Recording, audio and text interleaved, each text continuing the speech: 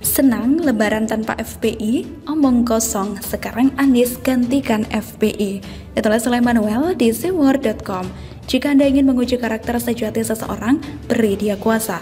Itulah kalimat yang diucapkan oleh Abraham Lincoln, mantan Presiden Amerika Serikat, yang kalimatnya juga pernah dikutip Ahok untuk menyindir Anies Baswedan, gubernur terjahat sepanjang sejarah peradaban dari Adam sampai saat ini. Karakter Anies Baswedan mungkin belum terlalu terlihat saat ia menjadi Menteri Pendidikan. Kenapa? Karena mungkin baginya menjadi Menteri Pendidikan itu bukanlah puncak pencapaiannya. Puncak pencapaiannya Anies adalah menjadi gubernur, menjadi pemimpin yang dipilih oleh rakyat, dipilih dengan strategi fear-mongering seperti dokter-dokter medsos yang bikin gaduh bangsa ini lewat opini-opini yang tidak berdasarkan fakta soal covidiot. Para covidiot ini bikin narasi bahwa ada sebuah virus yang katanya sangat menular dan tingkat bahayanya jauh lebih daripada DB dan TBC. Dr. Tololili mungkin terinspirasi dari permainan fear-mongering yang pernah dikerjakan oleh Anies Baswedan dengan bermodalkan senjata dengan ujung tombak bernama Rizik. Apanya Rizik yang dijadikan ujung tombak? Sudah gak usah mikir macam-macam, ya anggota-anggotanya. Anggota FPI yang dikenal sebagai tukang sweeping, kalau gak mau disebut tukang sapu, menjadi ujung tombak pemenangan Anies untuk menumbangkan Ahok. Ahok saat itu menjadi sosok yang undisputed, alias tak perlu dipermasalahkan soal kinerjanya. Untuk urusan konsistensi, dia undisputed.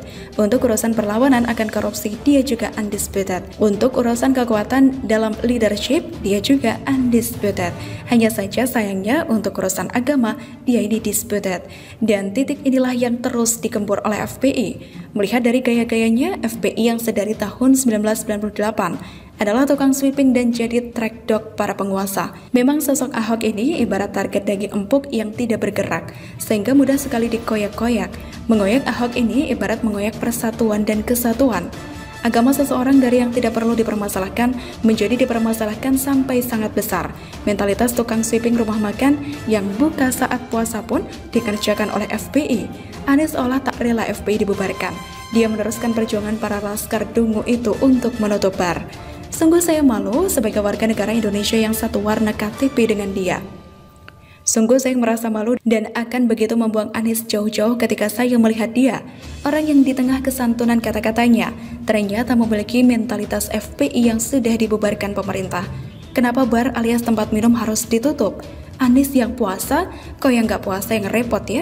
Keragaman diinjak-injak, ternyata Anies yang pernah pakai kostum merah-merah saat Imlek, yang pernah berdiri di atas mimbar gereja sambil ngoceh-ngoceh persatuan, memiliki mentalitas FPI. Memang betul pada akhirnya yang dikatakan oleh Presiden Amerika ke-6, Abraham Lincoln, bahwa karakter asli dan watak bawaan orok manusia bisa terlihat dengan diberikannya kekuasaan. Kekuasaan yang dimiliki Anies membuat dirinya terlihat betapa rapuhnya mentalnya. Kasihan warga DKI Jakarta, kasihan anak-anaknya, kasihan seluruh lingkungan dan situasi tempatnya memberikan pengaruh. Watak tukang sweeping, iman lemah, ngomong-ngomong dan mengaku diri sebagai tokoh pluralis. Mungkin dianya pluralis, hanya kelihatannya dari luar saja. Felix Xiao tersenyum puas dengan membusungkan dadanya melihat muridnya yang setia. Anies Baswedan memerankan peranan FPI yang jadi tukang sweeping di jalanan, sekaligus memiliki fungsi HTI yang jadi tukang rusak sistem politik negara ini. Meskipun kedua ormas tersebut sudah dibubarkan oleh Wiranto dan Mahfud MD, pengaruh mereka masih sangat besar. Mereka masih berharap dan terus berharap kepada Novel dan Anies yang dianggap the great leader oleh para kadron tentunya. Jadi, kalau bicara tentang kegembiraan rakyat soal lebaran tanpa FPI, buat saya itu omong kosong. Selama ada Anies yang menggantikan peran FPI dengan cara menutup bar selama Ramadan, bukankah itu makin parah Bung Denny dan Mas Eko? Dan ternyata, mungkin dalamnya intoleran, radikalis, dan mendukung FPI yang beranggotakan paham radikalisme. Ini bukan agama Islam yang saya kenal. Agama Islam yang saya kenal adalah agama yang sangat toleran, menjunjung tinggi toleransi di atas perbedaan. Jadi, ini bukan urusan buka tutup bar selama Ramadan atau tidak, tapi ini urusan radikalisme yang ada di tubuh pemerintahan, dipimpin oleh Anies dan Novel. Lihat betapa akurnya mereka, betapa kembarnya mereka, betapa satu suaranya mereka, betapa hancur bangsa ini jika mereka tetap ada. Begitulah kembar Siam. Jokowi muak sama KPK soal SP3 korupsi BLBI, bikin tim sendiri yang lebih sadis. Ditulis oleh Manuel di seaword.com.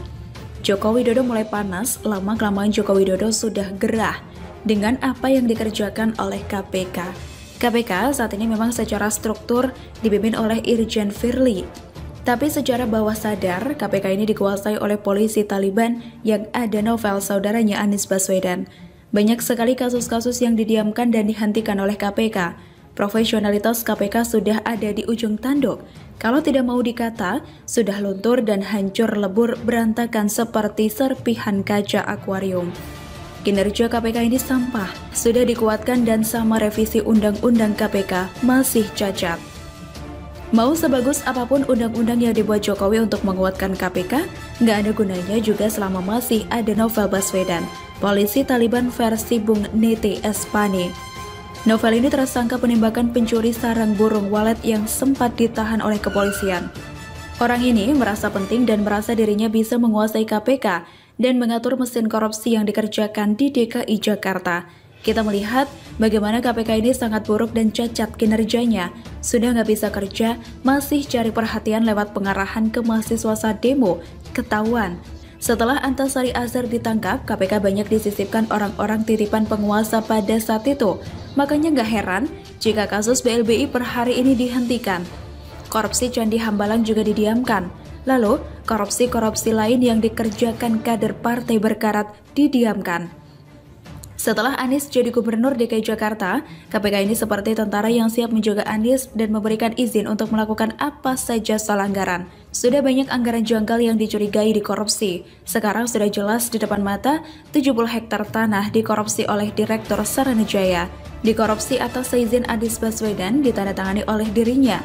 Sekali lagi, KPK diam, seolah merestuinya.